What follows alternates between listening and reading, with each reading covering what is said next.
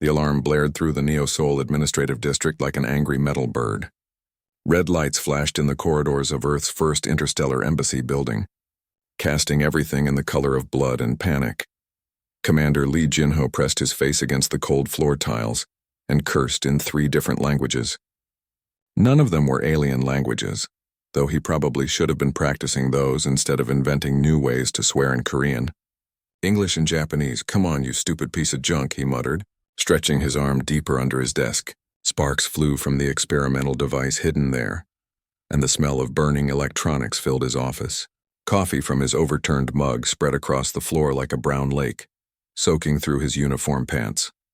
The psychic dampening field was supposed to protect human minds during negotiations. It was supposed to be subtle, invisible, and helpful.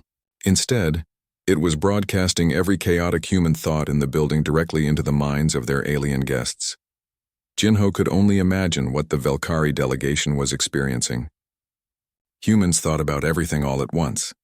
Lunch plans mixed with military strategies, childhood memories tangled with budget reports, and random song lyrics playing on repeat.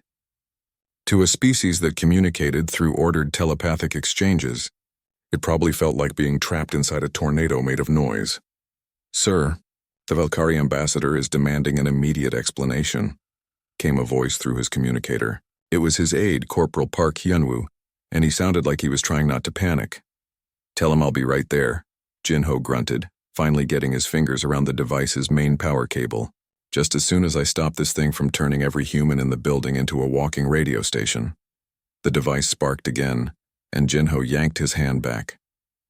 A small burn mark appeared on his palm, adding insult to injury. He had been so careful with the installation. Everything had been planned perfectly. The dampening field would activate during negotiations, protecting human negotiators from accidental telepathic intrusion while still allowing normal communication. But something had gone wrong. Instead of dampening human thoughts, the device was amplifying them and broadcasting them at full volume to any telepathic species within a kilometer radius. Through his office window, Jinho could see the Velkari delegation crossing the embassy's main courtyard. They moved like living crystal statues, tall and graceful, their opalescent skin shifting colors with their emotions. Right now, those colors were definitely not happy colors. The lead ambassador's skin flashed angry reds and disgusted purples as he gestured with all 4 of his elegant arms. Behind them walked Director Kim Minseo, Jinho's superior, trying to keep up with the alien's long strides.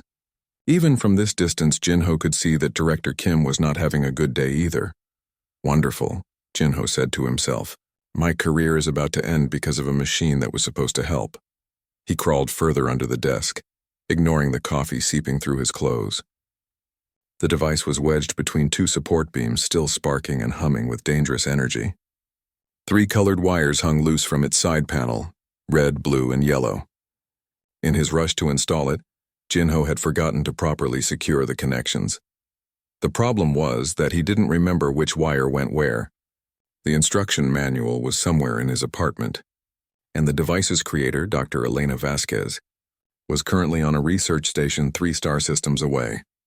Red wire, he mumbled, trying to remember basic electronics training from his academy days. Red is usually power, right? Or is that blue? His communicator crackled again.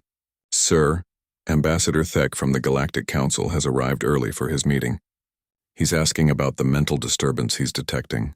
Jinho closed his eyes and counted to 3. Ambassador Thek was a mollusk, a slug-like being who was already suspicious of humanity's place in the galactic community. The last thing they needed was for Thek to experience the full chaos of human consciousness. "Tell him there's a minor technical difficulty," Jinho said. "Give me 2 more minutes." He grabbed the red wire and touched it to what looked like the right connection point. The sparking stopped, but the humming got louder. Through the building's walls, he could hear the sound of the Velkari delegation's shuttle engine starting up. "No, no, no," Jinho said, quickly disconnecting the red wire. "Don't leave. We need this treaty." The door chime of his office rang softly, cutting through the noise of alarms and his own panic. Jinho froze. He was lying on his stomach under his desk, covered in coffee stains, surrounded by sparking electronics, and broadcasting mental chaos to every telepathic being in the area. "Come in," he called out, because what else could he do? The door slid open with a soft whisper. Jinho heard footsteps, but not normal human footsteps. These were lighter, more graceful, with a rhythm that suggested someone with more than 2 legs. Commander Lee Jinho? The voice was like wind chimes mixed with flowing water. Definitely not human. That's me, Jinho said from under the desk, though this probably isn't the best time for introductions. I am Nira of the Velkari Diplomatic Corps, the voice continued. I have been assigned as your secretary under the Personnel Exchange Initiative. Jinho felt his stomach drop. His new alien secretary, the one meant to help improve human-Velkari relations, had just walked into what looked like the aftermath of a small explosion. Secretary? He asked, still not coming out from under the desk. Yes. Though I am beginning to wonder if there has been some mistake in my assignment. Through his telepathic dampening device, Jinho could feel Nira's thoughts. Confusion mixed with something that might have been amusement. The Velkari communicated emotional context along with their thoughts, and right now she was experiencing what humans might call bewilderment. There's no mistake, Jinho said, finally grabbing the yellow wire. I'm just having a small technical problem. He connected the yellow wire to its port. The humming stopped. The sparking stopped. The psychic broadcasting stopped. Blessed silence filled the air, broken only by the gradually quieting alarms. Technical problem solved, he announced. Crawling backward out from under the desk, when he finally stood up and turned around, he got his first good look at his new secretary. Nira was tall, much taller than any human, with 4 arms and skin that shifted between silver and blue like moving water. Her large eyes were the color of deep ocean, and they were currently focused on him with what could only be described as professional concern. She took in his coffee-stained uniform, his singed hair, and the general state of chaos that surrounded him. Then she did something unexpected. She smiled, or at least, her expression shifted into what looked like the Velkari equivalent of a smile. Commander Lee, she said, I believe this assignment will be far more interesting than I anticipated. Outside, the Velkari delegation's shuttle engines wound down as the crisis passed. But Jinho had the feeling that his real challenges were just beginning. 3 days had passed since the psychic dampening field disaster, and Jinho was starting to understand why humans had a reputation for being chaotic. His new Velkari secretary, Nira, had spent those 3 days quietly watching him work. She didn't say much, but her large ocean blue eyes followed his every movement like she was studying some strange new species, which Jinho supposed she was. Commander Lee, Nira said on Wednesday morning, her voice carrying that musical quality all Velkari seemed to have. May I ask why you keep 17 different documents on your desk when you only reference 3 of them? Jinho looked up from his morning coffee, his 3rd cup because the Galactic Council meetings always started too early for human biology. His desk did look pretty messy, he had to admit. Papers scattered everywhere, 3 data tablets stacked on top of each other, and his lunch from yesterday still sitting in its container. Organization system, he said, taking another sip of coffee. System? Nira tilted her head in that way that made her look like a curious bird. I detect no pattern. That's the beauty of it, Jinho said. Everything important is right where I can reach it. Nira's skin shifted to a pale yellow color which he had learned meant confusion. Over the past 3 days, he had become something of an expert in reading Velkari mood colors. Yellow meant confused, blue meant calm, red meant angry, and purple meant she was thinking hard about something. Right now, she was very yellow. In Velkari culture, she said carefully, efficiency comes from logical organization. Everything has its place. Everything serves its purpose. Same here, Jinho said, pointing to a stack of papers that looked completely random. Those are backup plans for the Zorvani negotiations. The ones underneath are alternative approaches if the Zorvani decide they don't like the first backup plans, and the ones at the bottom are completely different strategies in case everything goes wrong. But how do you find anything? I remember where I put it based on how I felt when I put it there, Jinho explained. Emotional filing system. Works great. Nira's skin shifted through several colors, yellow to purple to a shade of green he hadn't seen before. That is, she paused, searching for words, highly illogical. Maybe, Jinho said, but it works. The door chimed and Director Kim Minseo walked into the office. Director Kim was a small, intense woman who always looked like she was preparing for war. Today she looked like she was preparing for several wars at once. "Jinho," she said without any greeting, "we have a problem. The Galactic Council is reviewing Earth's membership status after the dampening field incident." "How bad?" Jinho asked, though he already knew the answer wouldn't be good. "Ambassador Thek thinks humans are too unpredictable for galactic society," Director Kim said, sitting down heavily in the chair across from his desk. His exact words were charmingly primitive but fundamentally chaotic. Nira's skin shifted to a deep blue, which meant she was paying close attention. "What does Ambassador Park Hana think?" Jinho asked. Ambassador Park was their human representative to the Galactic Council, and usually she had good political instincts. "She thinks we should adapt to galactic norms more quickly," Director Kim said. "Be more organized, more predictable, more like everyone else." "And what do you think?" Jinho asked, though he suspected he knew. "I think the aliens should adapt to us," Director Kim said firmly. "We're not broken. We're just different." Nira made a small sound that might have been surprise. Both humans looked at her. "Forgive me," she said, "but in my observation, Commander Lee's methods do produce results. The Velkari delegation ultimately signed the trade agreement despite the initial chaos." "See?" Director Kim said. "Even your secretary gets it." Before anyone could respond, all three of their communicators started beeping at once. "Emergency signal. Mining colony Delta 7 is under attack," came the voice of the emergency dispatcher. "Pirates. They're demanding the evacuation of all aliens and threatening to destroy the human settlements." Jinho was already moving, pulling files from different stacks on his desk. To Nira, it looked completely random, but he knew exactly what he was doing. Colonial defense protocols from one pile, pirate negotiation strategies from another, and evacuation procedures from a third. "Director, I need you to contact Captain Nasoman's fleet," he said, handing her a data tablet. "These are the pirates' usual tactics.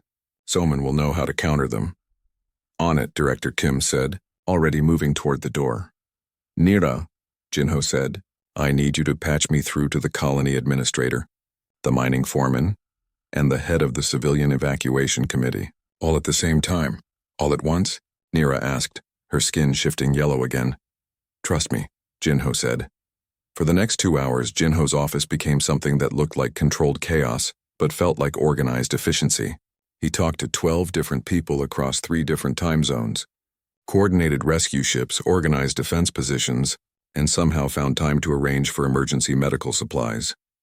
Nira watched it all with growing fascination. Every time Jinho needed a document, he reached for exactly the right stack and pulled out exactly the right paper. When he needed contact information, he knew which tablet had the right files. When he needed to reference previous pirate encounters, he found the reports immediately. His disorganized system wasn't random at all. It was organized by importance, by emotional weight, by how likely he was to need something in an emergency. The stack closest to his right hand contained the most critical items. The ones further away were less urgent but still accessible. "The pirates are retreating," came the update from the colony. "Your defense coordination worked perfectly. No casualties." After the crisis passed, Nira sat quietly in her chair, her skin cycling through several different colors. Finally, she settled on a soft purple. Deep thinking mode. "Commander Lee," she said finally, "I owe you an apology." "For what?" "I thought your methods were chaotic because I was judging them by Velkari standards," she said. "But they are not chaotic at all. They are simply organized differently," Jinho smiled. "Different doesn't mean wrong." "No," Nira agreed, her skin shifting to a warm blue. "Different means adaptive. When the crisis happened, the other species would have formed committees and followed protocols. You simply started solving the problem. That's the human way," Jinho said. "We don't wait for permission to do the right thing." Nira nodded slowly. "I am beginning to understand why the Galactic Council finds humans both frustrating and valuable." "Frustrating and valuable," Jinho repeated. "That might be the most accurate description of humanity I've ever heard." Outside, the red alert lights had stopped flashing, and normal embassy operations were resuming. But inside Jinho's office, something had changed. Nira was no longer looking at him like he was a puzzle to solve. She was looking at him like a colleague she was beginning to understand and respect. "Tomorrow," she said, "I would like to learn more about your emotional filing system." "Happy to teach you," Jinho said. But fair warning, it's going to seem completely insane at first. Commander Lee, Nira said with what was definitely the Velkari equivalent of a grin. I am starting to think that insane and effective might not be opposites after all. 1 week had passed since Nira started understanding human organization methods. She was getting better at predicting where Jinho kept important documents, and he was getting better at explaining why he put things in seemingly random places. It was working well until Director Kim burst into their office with news that made both of them stop what they were doing. The Zorvani are leaving, Director Kim announced, looking like she hadn't slept in days. Completely. They're pulling out of the Galactic Council. Jinho set down his coffee cup carefully. The Zorvani hive mind was one of the oldest members of the council. If they left, it would cause problems for everyone. What happened? He asked. Junior diplomat Chen accidentally interrupted their silence of deep thought ceremony, Director Kim said, slumping into a chair. He didn't know. He thought it was just a regular meditation session. Nira's skin shifted to a worried orange color. No species has ever successfully apologized to the Zorvani after interrupting their ceremony, she said quietly. Their collective consciousness considers individual thought processes to be mental noise. They find our separate minds disturbing. How disturbing? Jinho asked. Imagine if everyone around you was screaming at the same time, Nira explained. That's what individual minds sound like to them. Jinho was quiet for a moment, staring at his messy desk. Then he started pulling files from different stacks just like he had during the mining colony crisis. What if we don't try to apologize? He said slowly. What do you mean? Director Kim asked. What if instead of trying to communicate with them, we show them something? Director Kim and Nira exchanged glances. Show them what? Director Kim asked. How individual minds can work together without losing their separate voices. Jinho said. Nira, can the Zorvani observe human activities without being disturbed by our thoughts? If they choose to observe rather than participate telepathically, yes, Nira said. But I don't understand what you're planning. I'm planning to give them a demonstration, Jinho said, reaching for his communicator. I need Dr. Yu Jiho from the Science Division, Captain Na Soman from Military Planning, and Engineer Bayek Wujin from Technical Support. For what? Director Kim asked. A problem-solving session, Jinho said. We're going to solve a real diplomatic crisis while the Zorvani watch. They'll see how humans coordinate individual thinking into group solutions. 30 minutes later, Jinho's office was crowded with people. Dr. Yu Jiho sat at one end of the room, surrounded by mathematical charts and talking to himself in numbers. Captain Na Soman paced back and forth, her hands moving quickly as she outlined military strategies to no one in particular. Engineer Bayek Wujin had spread technical diagrams across the floor and was having a heated argument with himself about power distribution systems. To anyone watching, it looked like complete chaos, but Nira was beginning to see the pattern. The trade dispute between the Keth mining corporations and the Aldoran agriculture collectives, Jinho announced to the room. 3 months of deadlocked negotiations. No progress. The Galactic Council is considering forced arbitration. Solutions? Dr. Jiho immediately started calculating resource distribution ratios, his mind working in pure mathematics. Captain Soman began analyzing the political implications of different compromise positions. Engineer Wujin started sketching out infrastructure solutions that could benefit both sides. None of them were talking to each other directly, but somehow they were building on each other's ideas. Mineral extraction requires 15% more energy than current Keth estimates, Dr. Jiho said to his calculations. Which means they're losing money on every shipment, Captain Soman added, still pacing. That's why they're demanding higher prices. But what if they didn't need to extract at all? Engineer Wujin said from the floor. What if the Aldorans grew mineral-rich plants that could be harvested instead of mined? Bioengineering, Dr. Jiho said, his eyes lighting up. Plants that concentrate specific minerals in their root systems. Mathematically possible. Politically acceptable to both sides, Captain Soman agreed. The Keth get their minerals, the Aldorans get to use their agricultural expertise. And the infrastructure already exists, Engineer Wujin finished. We just need to modify the processing plants. The entire solution had taken 12 minutes. Through the office's observation window, Nira could see the Zorvani delegation watching intently. Their collective consciousness was focused entirely on the humans, trying to understand what they had just witnessed. How did you know they would solve it? Nira asked Jinho quietly. Because that's what humans do, Jinho replied. We think differently, but we think together. Dr. Jiho sees everything in numbers. Captain Soman sees everything in terms of people and politics. Engineer Woojin sees everything in terms of systems and structures. Separately, they each have part of the answer. Together, they have the whole solution. But they weren't really working together, Nira said. They were each working alone. Exactly, Jinho said. Individual consciousness working in harmony without losing individual voices. That's what the Zorvani have never seen before. The door chimed and a tall, thin figure entered the office. It was the primary speaker for the Zorvani hive mind, a humanoid being whose role was to translate between the collective consciousness and individual-minded species. Commander Lee, the speaker said in a voice that sounded like many people talking at once.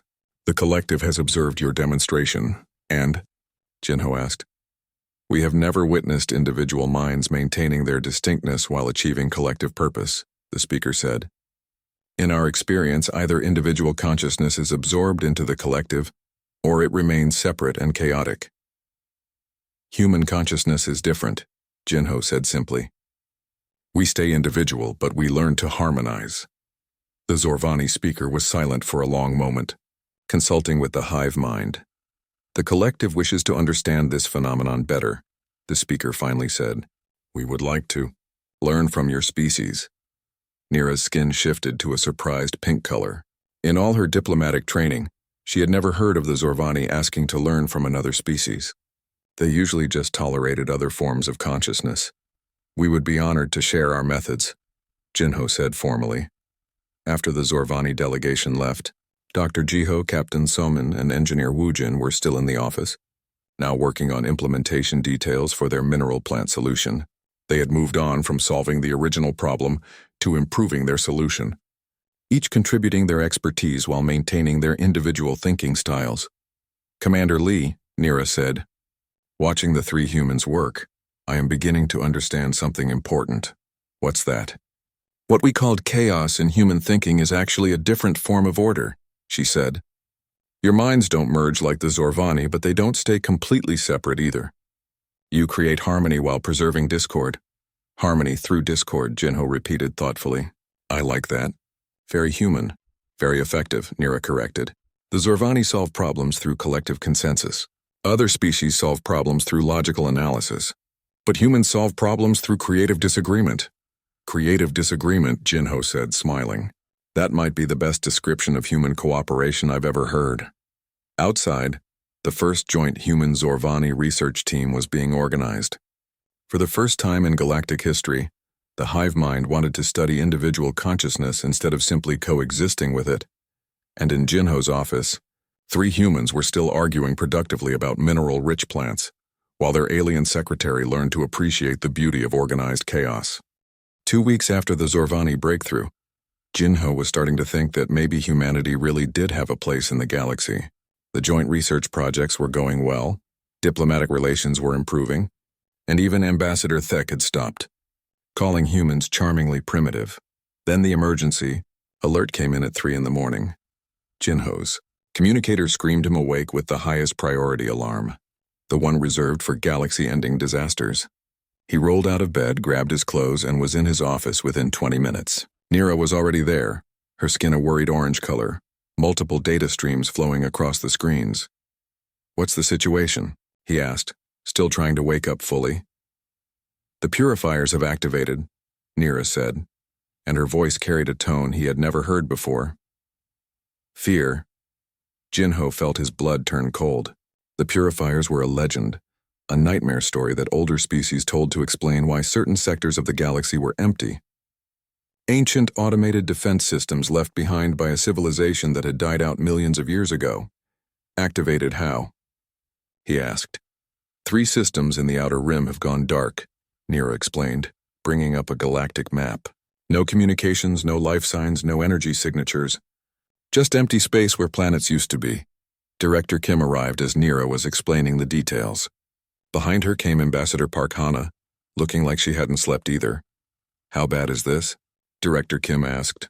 The worst possible, Ambassador Park said grimly. Every major species has tried to deal with purifier activations before. The Velkari tried telepathic communication. The machines don't have minds to read.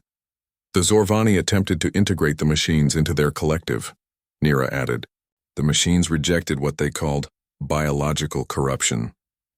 The Keth offered technological tribute, Ambassador Park continued.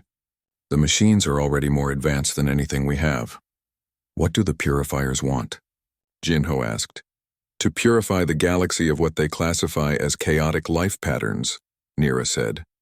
They were programmed by their creators to eliminate anything that doesn't meet their standards of order and efficiency.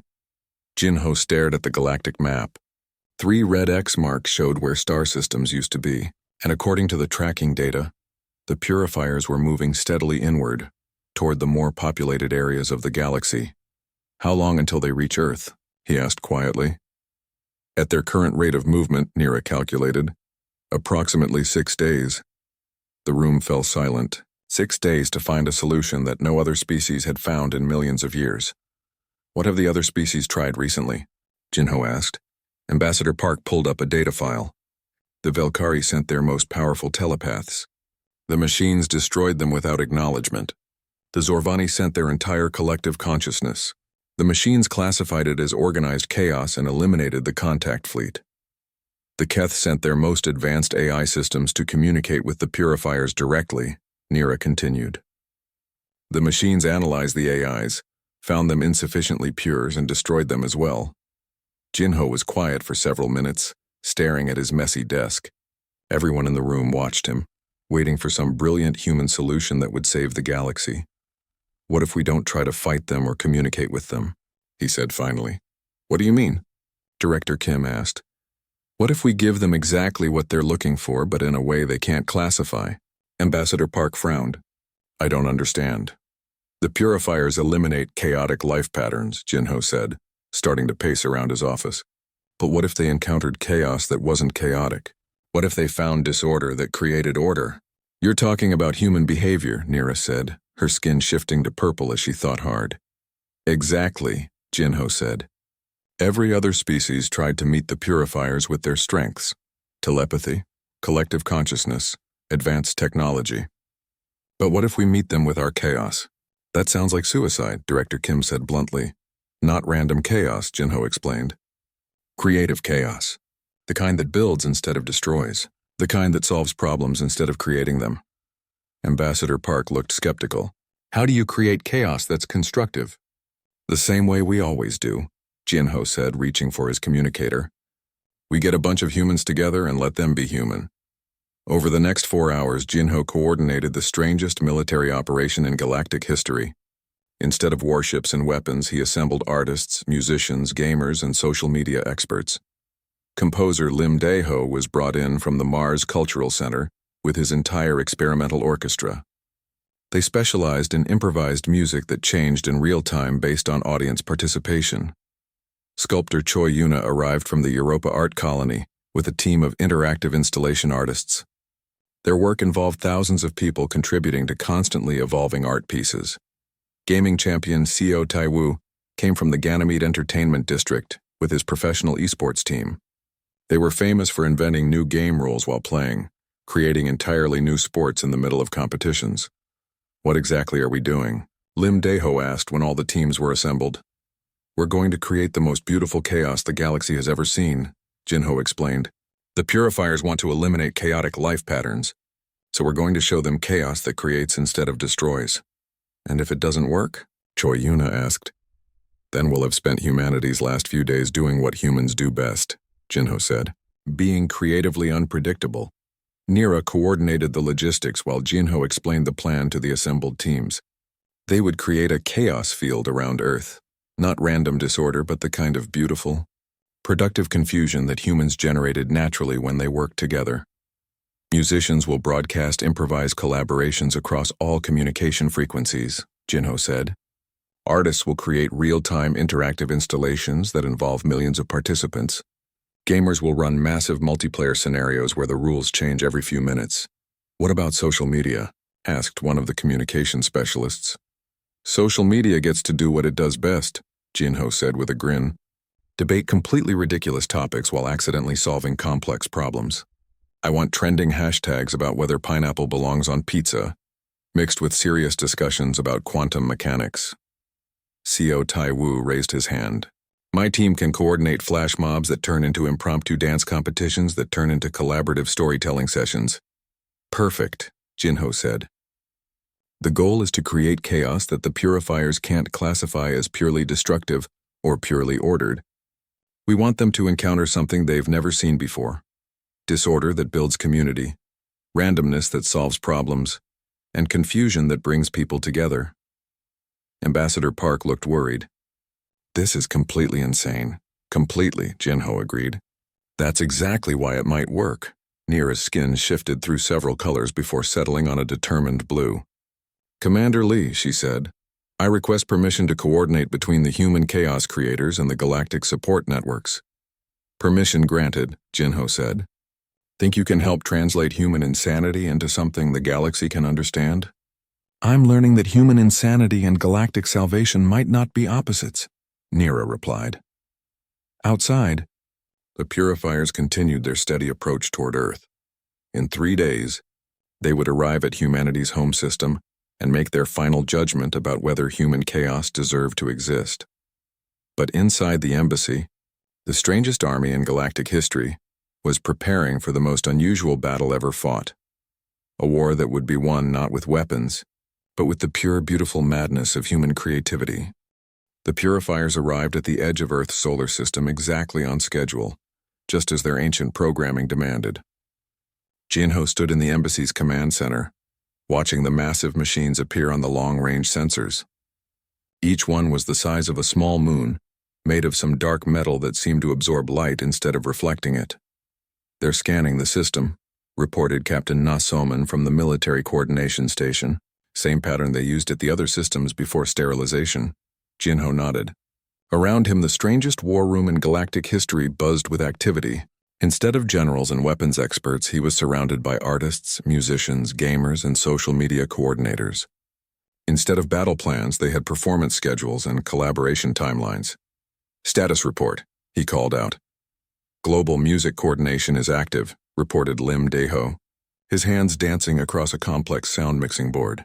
We have 12 million musicians participating in real-time improvisation across all inhabited planets.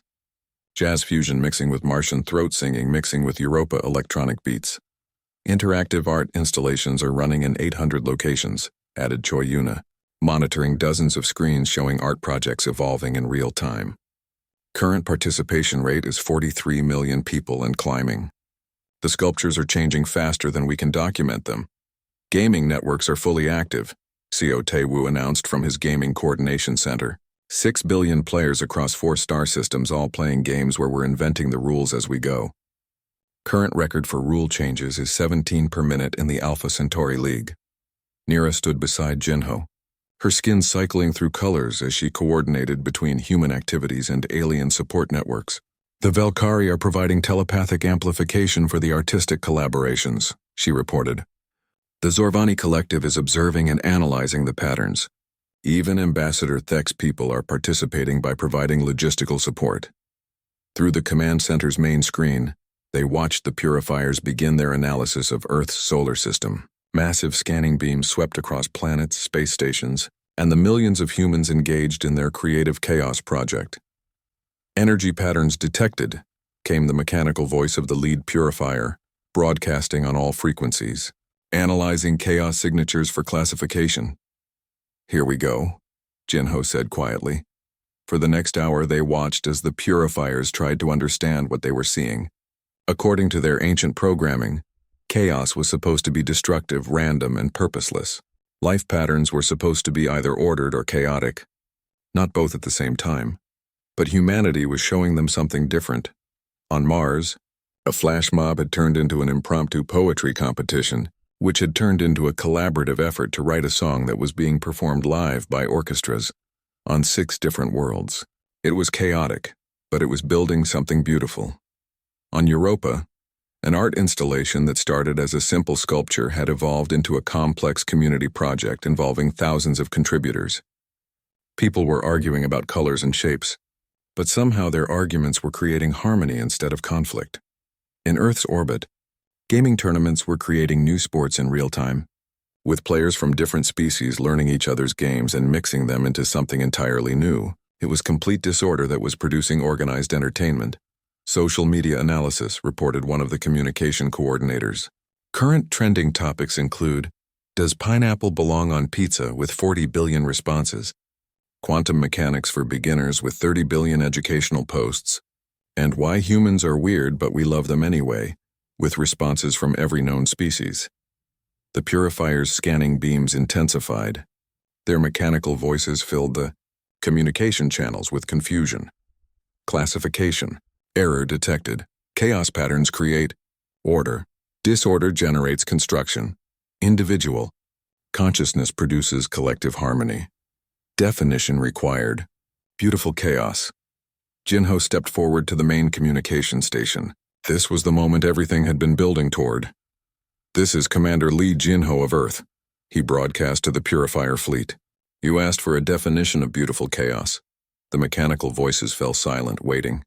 We are human, Jinho said, his voice carrying to every corner of the galaxy through Nira's telepathic amplification and the alien support networks. We create order from chaos, beauty from imperfection, and solutions from problems nobody else even saw coming. We don't eliminate chaos, we dance with it. Around him, the creative chaos continued. Musicians played songs that had never existed before. Artists created sculptures that changed while people watched them. Gamers invented sports that didn't have names yet. And somehow, impossibly, it all worked together. We are individuals who choose to harmonize, Jinho continued.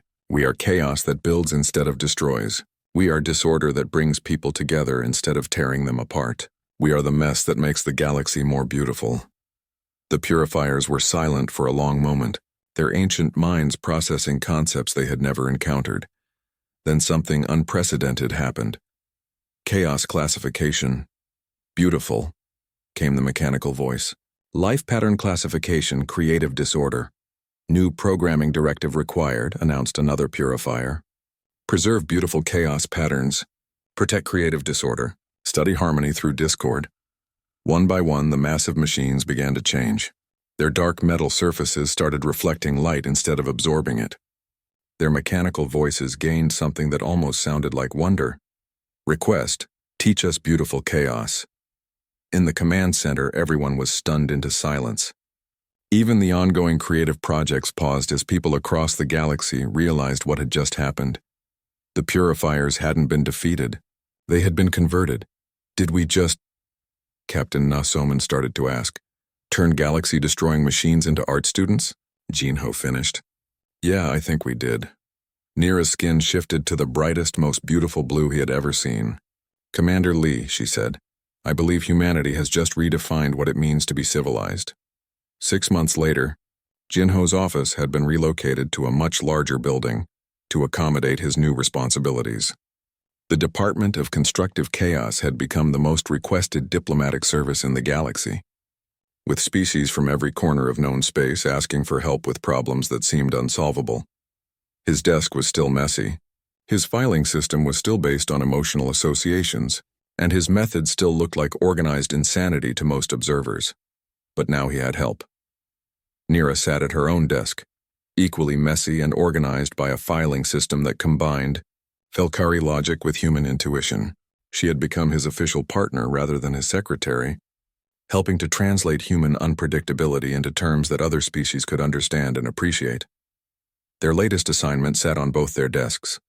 A trade dispute between hyperlogical mathematicians from the precision worlds and poetry-speaking plant people from the metaphor systems. The two species couldn't communicate because one thought only in exact measurements while the other thought only in symbolic meaning. Any ideas?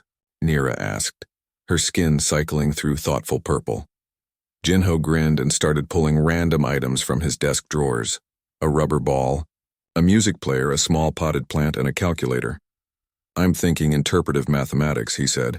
We get the plant people to write poems about numbers while the math people calculate the emotional weight of metaphors.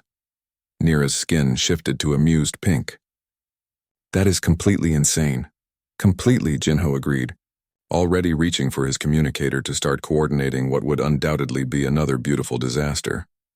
Outside their window, The reformed purifiers moved slowly through space, no longer destroying chaotic life patterns but protecting them. They had learned that chaos could be beautiful, that disorder could be constructive, and that the mess of individual consciousness working together was worth preserving. And in their office, two beings from different worlds prepared to solve another impossible problem, using the most powerful force in the galaxy: human creativity, supported by alien understanding, creating harmony through discord, one beautiful mess at a time.